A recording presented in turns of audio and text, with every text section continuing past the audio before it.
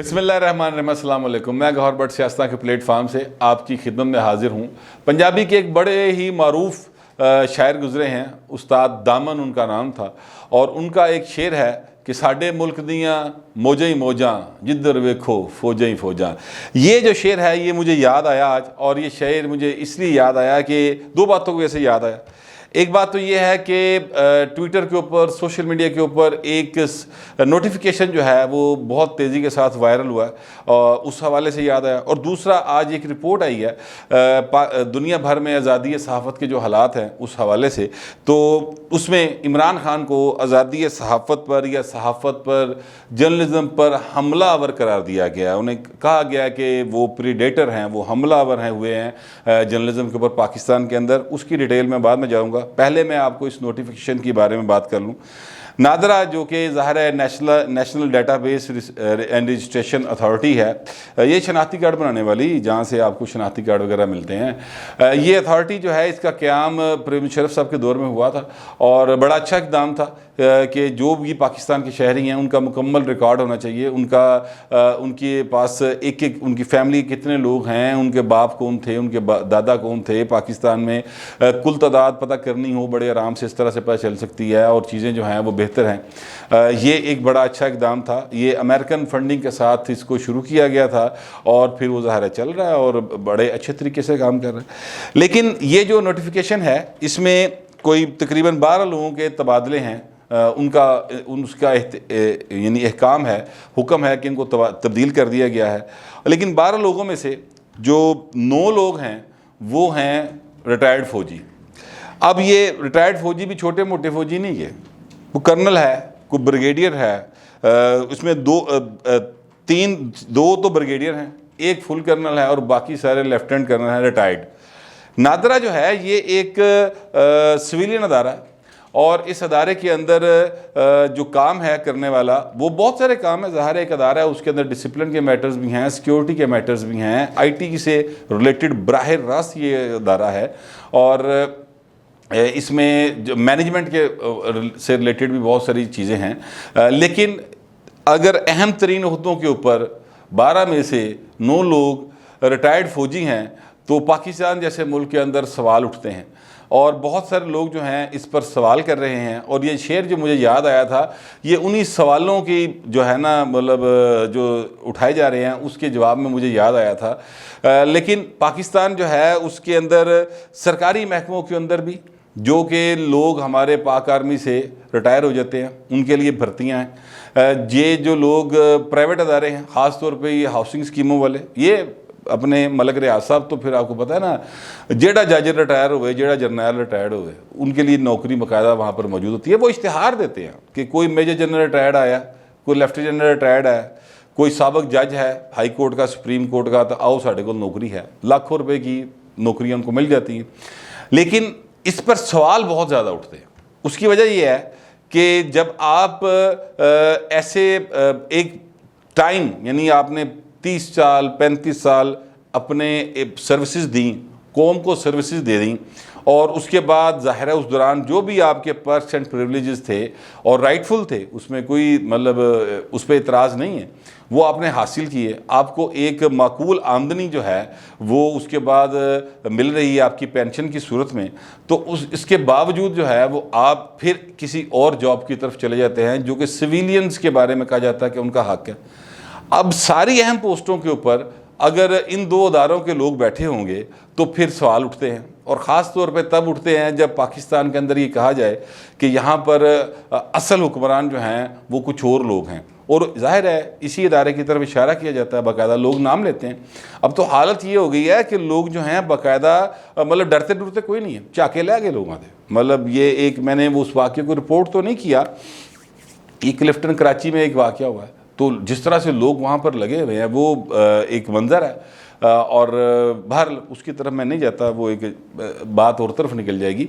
तो लोग अब डरते डरते नहीं हैं, मसला ये है। और ये जो चाके खुल गए लोगों के, इसमें बहुत ज़्यादा जो है वो हाथ ज़ाहिर है सोशल मीडिया का है, और लेकिन इसके साथ साथ को मेरा ख्याल है कि कुछ इन लोगों की भी ज़्यादतियाँ हैं कि आप यार मतलब देखिए ना, एक बंदा रिटायर हो रहा है, अब वो उसकी 55 साल उम्र है, वो रिटायर हो गया, या 60 साल उम्र है, वो रिटायर हो गया, तो उसको जितनी उसकी आनी है अपना क्या उसको कहते हैं पेंशन, वो काफ़ी है उसके लिए। फिर उसको जो कुछ मिलता है, मतलब प्लाट भी लें, उसको काफ़ी है, बस आपका घर भी बन गया है, आपके बच्चे भी पढ़ गए, मुफ्त पढ़ गए, हेल्थ की फैसिलिटीज़ ताहयात हैं, तो उसके बाद फिर आपको क्या ज़रूरत है इस तरफ आने की। लेकिन हर बंदा चाहता है कि वो नौकरी करता रहे। मगर नादरा में अहम ओहदों के लिए सिविलियंस भी बहुत सारे हैं जो अहल हैं, उन्होंने वल भी ध्यान करो। अगर ये इसमें 50-50% भी होता, यानी फ़र्ज़ करें कि 12 हैं तो 6 सिविलियन होते और 6 जो है वो साबक हमारे फ़ौजी भाई होते, तो फिर कोई इस पे इतराज़ शायद ना होता। बल्कि लोग तो कहते हैं कि ये रेशो जो है ये 3 और 9 की होती तो फिर इतराज़ ना होता। लेकिन मैं कहता हूँ नहीं, मौजूदा सर्कमस्टांसिस के अंदर अगर 6-6 भी हों तो कोई ऐसी बात नहीं, तो बात जो है वो बन सकती थी। मगर इसके ऊपर बड़े इतराज़ात हैं, और जो पाकिस्तान के अहम तरीन ओहदों पर बैठे फ़ैसला साज लोग हैं, उनको प्लीज़ इसकी तरफ देखना चाहिए, क्योंकि इससे पाकिस्तान के जो सिविलियंस हैं, पढ़े लिखे नौजवान हैं, पढ़े लिखे डिग्रियां लेके हाथ में घूम रहे हैं और उनके पास उनको जॉब्स नहीं मिल रही, उनमें इससे फ्रस्ट्रेशन बढ़ती है। ये आप बात मान लें तो भी ठीक है, ना माने तो फ्रस्ट्रेशन तो है। आंखें बंद करने से बिलियनेयर कोई नहीं जाना, वो वहाँ पर मौजूद है और बाकायदा कब्ज़ा करने के लिए और हमला करने के लिए मौजूद है। अब मैं हमले की जो बात हुई तो फिर मुझे याद आ गया कि वो रिपोर्टर्स विदाउट बॉर्डर्स एक जो तंजीम है, उन्होंने ये फहरिस्त तैयारी की है दुनिया भर के ममालिक की।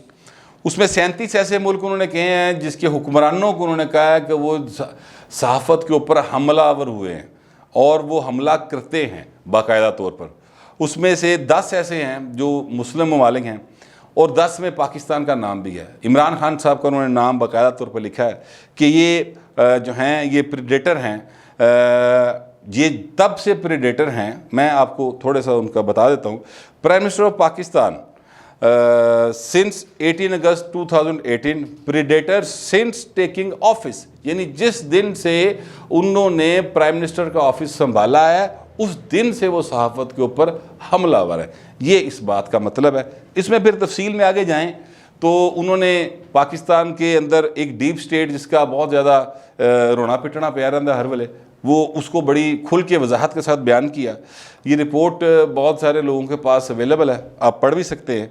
और उसमें उन्होंने वाज़ेह तौर पे कहा है कि पाकिस्तान के अंदर एक डीप स्टेट है जो कि सहाफ़ियों के ऊपर, एंकर्स के ऊपर, सहाफ़ी मालकान जो हैं उनके ऊपर मुसलसल दबाव रखती है। और एक जुमला बहुत आम है, वो कोट किया उन्होंने कि ऐसी स्टोरीज़ ना करें जिससे नाराज़गी बढ़े, तो अदरवाइज़ जो है कि इससे एतराज़ करें। मतलब ये है, चले मैं अंग्रेज़ी में पढ़ देता हूँ जिनको समझ आ जाएगी, समझ आ जाएगी। स्टॉप कवरिंग एनोइंग स्टोरीज और your family won't see you alive again. सीधी सीधी जान तो मारो ही धमकी है कि बाद आ जा काका, वरना फिर तेरी फैमिली जड़ी है वो तेनू जिंदा नहीं वेख सकेगी। ये बाकायदा तौर पर उन्होंने कहा है कि जनाब ये धमकियाँ हैं जो एंकर्स को लगाई जाती हैं, जो मालकान को लगाई जाती हैं, जो रिपोर्टर्स को लगाई जाती हैं, जो सहाफ़ियों को ओवरऑल लगाई जाती हैं। ये सूरत हाल जो है ये बड़ी अफसोसनाक है। और इसीलिए मैंने आपको बताया था कि ऐसी ही सूरत हाल की वजह से पाकिस्तान को 35 जाली जमहूरियतों में कंसिडर किया गया एक इंटरनेशनल फोरम की जानिब से। और यही वो सूरत हाल है जिसके बाद अमेरिका जो है वो पाकिस्तान को जमहूरियतों के होने वाली कॉन्फ्रेंस में मदऊ नहीं करता, जिस पर इमरान खान साहब नाराज़ होते हैं।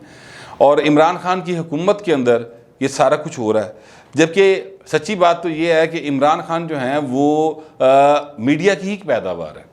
और बेशक उस वक़्त भी मीडिया जो है उनको उनके खाली कुर्सियों को नहीं दिखाता था, और इमरान खान की शदीद गर्मी में धूप के अंदर चिट्टे कपड़े पा के काली ऐनक ला के भाई बाकायदा लहक लहक के तकरीर कर रहा होता था। कल ही खलोगे, 7, 2, 4, 5 होते थे। कभी अलीम खां हो गया, कभी मियाँ असलम हो गया, कभी वो परवेज़ खटक साहब हो गए। इस तरह के 2, 4 साथ खड़े होते थे। अगे बिल्कुल रड़ा मैदान होता, कुर्सियाँ सन तो वेलियाँ पई होंदी सन। ये धरने वाले दिनों की बात है। तो मीडिया उन खाली कुर्सियों को नहीं दिखाया करता था, और इमरान खान की तकरीर को दिखाया करता था। यहाँ तक होता था कि इमरान खान बनी गाला से 9:10 पे निकलेंगे और फिर वो अपने घर से निकल पड़े। उनकी गाड़ी जो है इस वक्त वो पार्लियामेंट हाउस के पास से गुजर रही है, उनकी गाड़ी जो है अब वो पार्लियामेंट हाउस क्रॉस कर गई है, अब वो डी चौक में पहुंचने वाले हैं, अब वो पहुंच गए हैं, अब वो स्टेज की तरफ चढ़ रहे हैं, सीढ़ियां चढ़ना शुरू कर दी हैं, अब वो सीढ़ियां चढ़ गए हैं।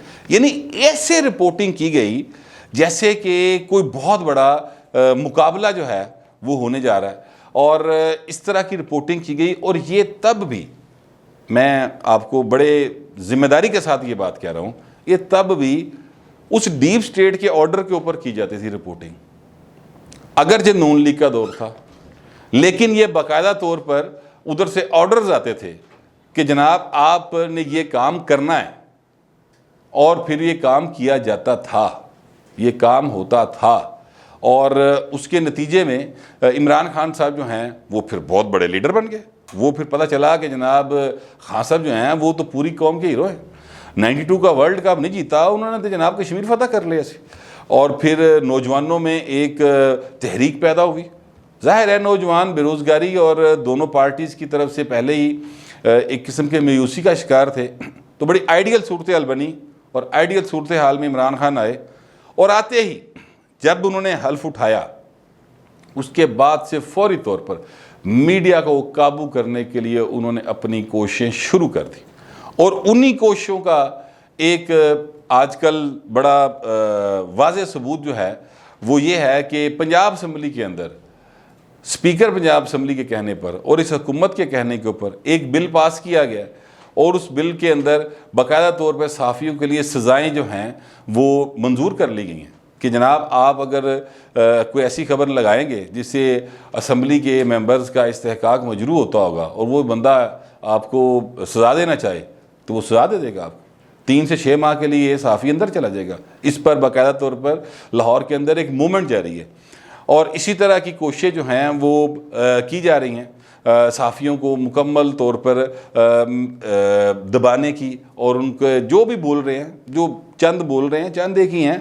मेरे जैसे लोग जो हैं वो तो अब चूँकि ज़ाहिर है यूट्यूब पे बैठ के बोल रहे हैं, हमें भी बहरहाल ख़तरा रहता है कि साड़ी तो नज़र ना पाइए कि अभी तक तो नहीं पड़ी, लेकिन यह है कि ख़तरा बाहर रहता है। तो ये सूरत हाल जो है वो पाकिस्तान के अंदर मौजूद है, और इस सूरत हाल को आइडेंटिफाई किया है रिपोर्टर्स विदाउट बॉर्डर्स ने। और ये जिन्होंने आइडेंटिफाई किया है वो चूँकि इनकी रीच से बाहर है, वो इनकी पहुंच से बाहर है, वो इन तक पहुंच नहीं सकते, उनको काबू नहीं कर सकते, वो किसी के कहे काहे में नहीं है। तो इसलिए वो बैठ के बाहर बातें कर लेते हैं और अपनी रिपोर्ट जारी कर देते हैं। अगर ये रिपोर्ट पाकिस्तान के किसी इदारे को जारी करना पड़े तो मेरा ख्याल है वो नहीं कर सकेगा। ख़ास तौर पे ऐसा कोई प्राइवेट अदारा, या इवन ये रिपोर्ट जो है वो टीवी भी जो हैं शायद ही कोई चलाए। इस रिपोर्ट के अंदर जितने सख्त किस्म के इल्ज़ामात हैं, मैंने उसमें से बहुत सारा हिस्सा निकाल कर आपको सिर्फ इमरान खान तक ही महदूद रखा है। बाकी बहुत सारी है अपना उसमें डिटेल जिसकी तरफ मैं नहीं गया, वो आप खुद पढ़ लें। लेकिन अलार्मिंग सूरत हाल है, और पाकिस्तान के अंदर आज़ादी इजहार को जिस तरह से दबाया जा रहा है और जिस तरह से साह कोटे जा रहे हैं वो एक अलार्मिंग है। इस तरह से सोसाइटी जो है वो आगे नहीं बढ़ सकती। अगर मैं अपने ऊपर तनकीद बर्दाश्त नहीं कर सकता तो फिर मुझे डेमोक्रेट बनने का या कहलवाने का कोई हक हासिल नहीं है। और इमरान खान पसंद करें या ना करें, वो आए एक डेमोक्रेटिक सिस्टम के ज़रिए ही हैं। नाम नहाद ही सही, इल्ज़ामात अपनी जगह पे, वो पाकिस्तान के हर हुक्मरान पे रहे हैं कि इलेक्शन चोरी हो गया, आरओ इलेक्शन था, जो भी था, लेकिन आए तो वो उसी आइन के ज़रिए हैं ना जो इस्लामिक रिपब्लिक ऑफ पाकिस्तान का आइन है। तो ये तनकीद उनको बर्दाश्त करनी चाहिए और इससे सीखना चाहिए। लेकिन मेरा ख्याल ये है कि सीखने की एक उम्र होती है, और शायद खान साहब उस उम्र से गुजर चुके। ये एक सूरत हाल जो है वो मेरे मद्देनज़र थी, तो मैंने सोचा आपके साथ शेयर कर लूँ। फिलवक्त इतना ही, मिलते हैं अगले वीलॉग।